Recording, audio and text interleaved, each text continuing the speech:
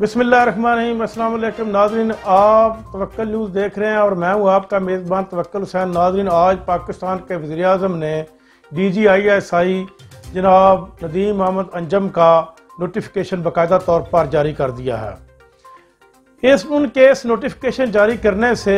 جو تمام افواہیں سے پاکستان کے نام نہاد میڈیا پر بیٹھے ہوئے کچھ لوگ جو تبصرے اور خبریں یہ پھیلا رہے تھے کہ پاکستان کی فوج اور حکومت کے درمیان ایک جنگ شروع ہو گئی ہے، ان کی یہ تمام خبریں اور افواہیں جھوٹی ثابت ہوئی ہیں۔ اور ساتھ ہی ساتھ انڈیا کا جو میڈیا یہ پھیلا رہا تھا کہ یہ نوٹیفیکیشن کے لیٹ ہونے کی وجہ صرف اور صرف حکومت اور فوج کا ایک پیج پہ نہ ہونا ہے، یہ بھی ان کی سب غلط ثابت ہوئی ہیں۔ وزیر اعظم پاکستان نے 3 فوجی جرنیلوں کے انٹرویو کیے ہیں، جن میں انہوں نے ایک یعنی کہ ندیم احمد انجم کی جو سمری بھیجی گئی تھی اس کے اوپر انہوں نے دستخط کر کے یہ ثابت کر دیا ہے کہ فوج اور حکومت جو ہے وہ ایک پیج پہ ہیں، ان کے درمیان کسی قسم کا کوئی اختلاف نہیں ہے۔ اور اس کے علاوہ وزیر اعظم پاکستان نے آج چیف آف آرمی اسٹاف جناب قمر جاوید باجوہ صاحب سے تقریباً 2 گھنٹے کی طویل جو ہے وہ ملاقات کی ہے، جس میں پاکستان کے موجودہ حالات، جس میں TLP کا بھی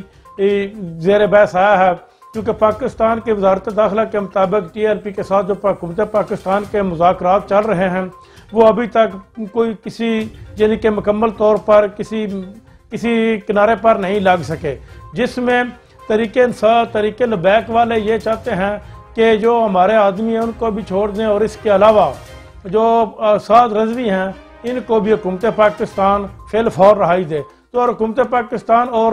تحریک لبیک کے درمیان جو ڈیڈ لاک ہے وہ تقریباً ابھی تک برقرار ہے، اور ان ایشو پر بھی بات ہوئی، اور اس کے علاوہ انہوں نے ملکی اور غیر ملکی ایشوز پر بھی بات کی۔ جناب DGISI جو ندیم احمد انجم صاحب ہیں وہ 19 نومبر کو اپنا چارج لیں گے۔ 19 نومبر تک جنرل فیض حمید اپنی ڈیوٹی پر